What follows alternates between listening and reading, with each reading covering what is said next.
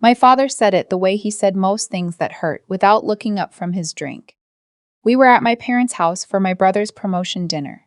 The dining room table was set with the good china, the kind my mother only used when she wanted people to notice. My brother's new wife sat at the end with her champagne glass and her careful smile.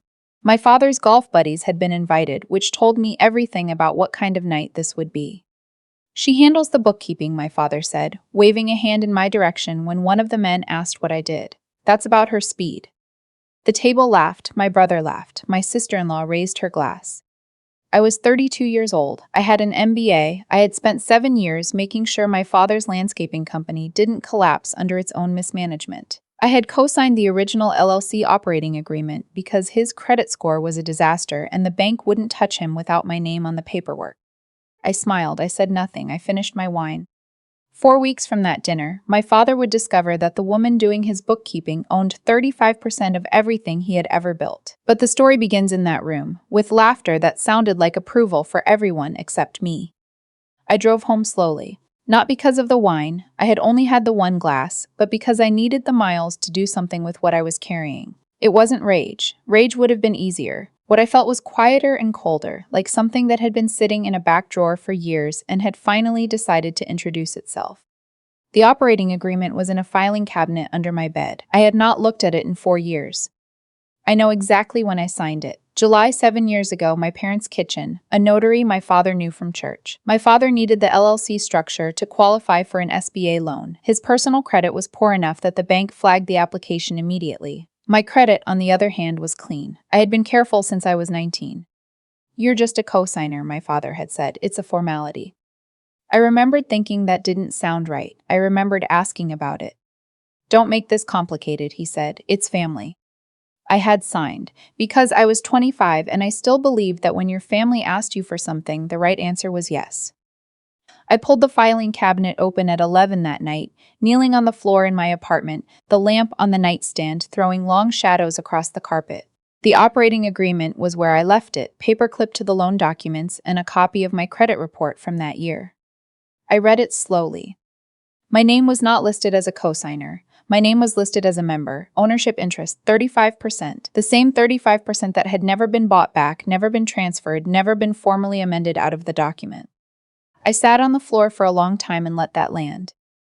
I called my attorney the next morning. Her name is Kat, and she has been my personal attorney since I was 28, when I bought my first condo and needed someone to walk me through what I was actually signing. She answered on the second ring, already sounding like she was at her desk. "I need you to look at something," I said. "It's urgent, but it needs to be quiet." She didn't ask questions, that's why I pay her. I scanned the operating agreement, the SBA documentation, 7 years of tax returns where my name appeared as a member of the LLC, and emailed everything before I made coffee. By the time I was on my second cup, she had called back. "You're a 35% owner," she said. "It was never unwound." "I know." "Do they know?" "I don't think they've thought about it in years," I said. "They stopped thinking about me in years." A pause. I heard her typing. "What do you want to do?" I looked at the yellow legal pad on my kitchen table. I had written one line on it the night before while I was sitting on the floor, "Figure out what is actually mine." "I want to understand the full picture first," I said. "Everything my name is attached to, everything I have rights to, then I want options."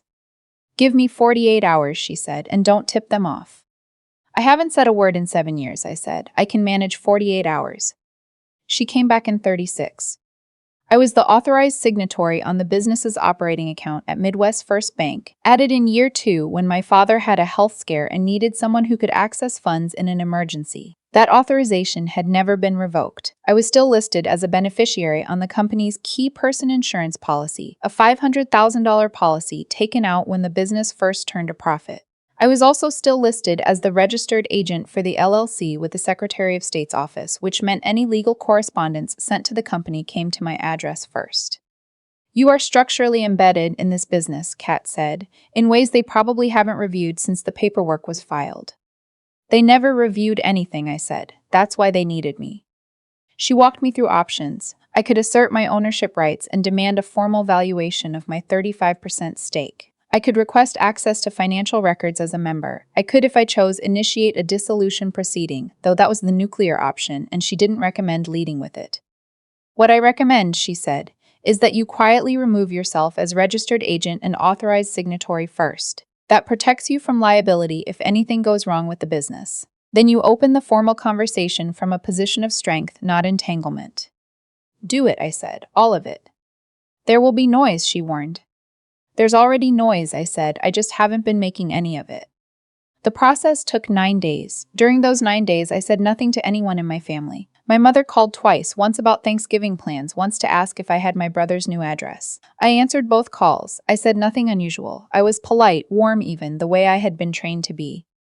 On day 4, I filed the change of registered agent with the Secretary of State. A notice went out by mail.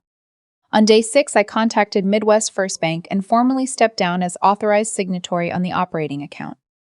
On day 7, the insurance company received notification that I was disputing my beneficiary status pending a policy review. On day 9, Kat sent the formal notice to my father's home address, a letter on firm letterhead setting out my ownership interest in the LLC, requesting a formal accounting of company finances for the past 7 years, and inviting him to contact her office to begin discussions. I was at my desk when my phone started ringing. 9:47 a.m. my father, I let it go to voicemail. 9:52 a.m. my father. 9:58 a.m. my mother. Call your father. He's very upset. I don't know what's going on, but he's very upset. 10:14 a.m. my brother. What the hell did you send Dad? He's been on the phone with his accountant for an hour. I brewed a second cup of coffee and watched the messages stack up. 10:31 a.m. my father left a voicemail. His voice was the controlled kind of angry, the kind that sounds calm until you notice the edges. Neve, call me. This is a misunderstanding and we need to sort it out before it goes any further. I played it back once and set my phone face down. My father had called it a misunderstanding. That was his word for anything inconvenient. My skipping his golf charity tournament 3 years ago was a misunderstanding. My not attending my brother's rehearsal dinner because no one told me the date had changed was a misunderstanding. 7 years of my name on paperwork giving me a legal claim to 35% of his business. Apparently also a misunderstanding. I had a work call to get to. I got to it.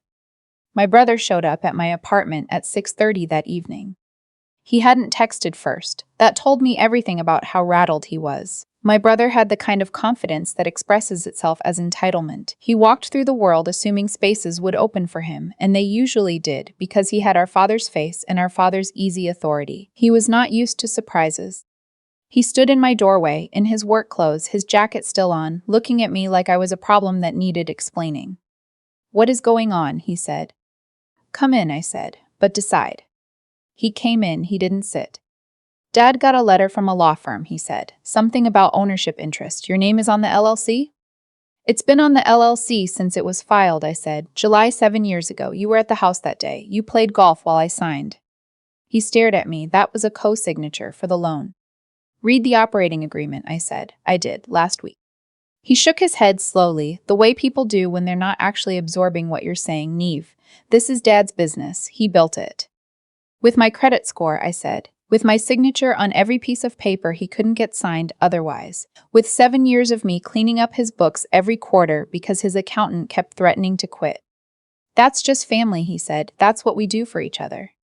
I looked at him for a moment. My brother, who had never once helped with the books, who had never once sat at the kitchen table on a Sunday afternoon untangling my father's expense reports, who had been promoted 3 times at his corporate job while I managed my father's LLC as a side project, unpaid, unacknowledged, and apparently invisible. "You're right," I said. "That's what I did for this family, and now I'm asking what this family has done for me." He left 20 minutes later without a resolution. He slammed my door on the way out. The sound bounced off the walls and settled into quiet, and I stood in the middle of my living room and let the quiet hold me. My father came the next morning.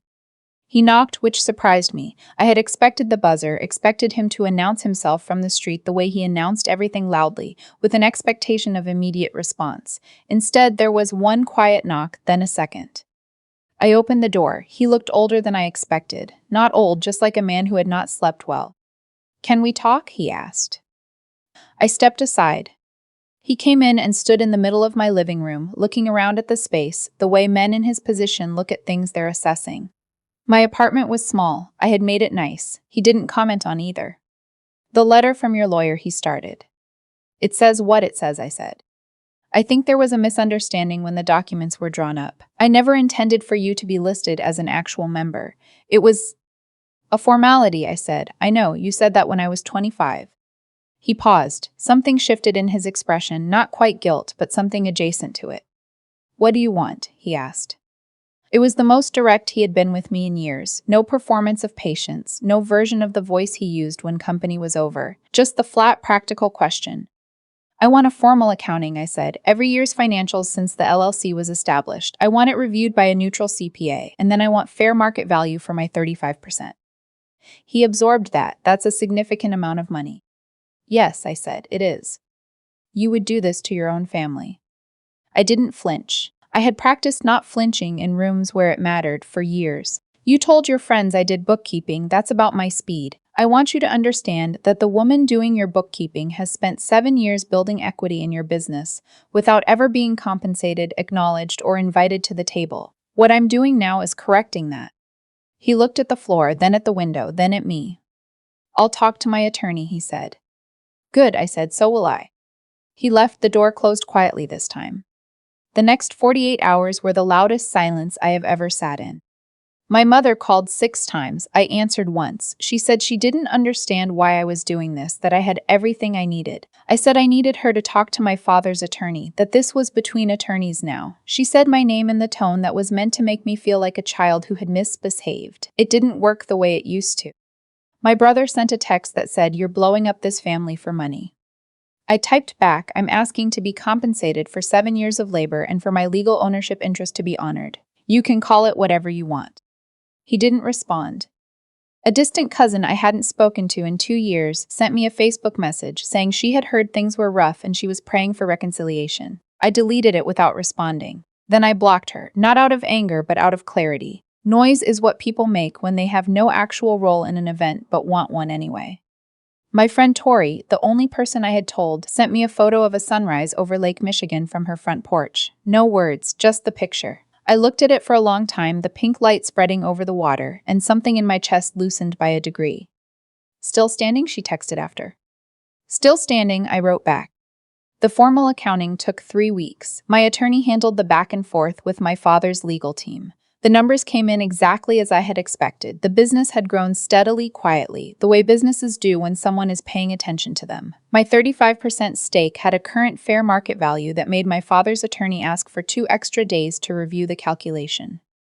They came back with a first offer. It was low. I rejected it. Kat sent a response that included a full summary of the financials and a note that if a negotiated settlement could not be reached, we would proceed to a formal buyout demand under the operating agreement's dissolution provisions. They came back with a second offer. It was closer. I sat at my kitchen table on a Thursday afternoon, the legal pad in front of me, and thought about what I actually wanted. Not what I deserved. I knew what I deserved, what I wanted. I did not want to destroy the business. My father had built it over 20 years, whatever his failings as a person and a parent. There were employees who had worked there since before I graduated college. I did not want their livelihoods to be the cost of my getting clear. But I also would not walk away for less than what was fair. Less than fair was how I had been living for 7 years. It was the thing I was done with.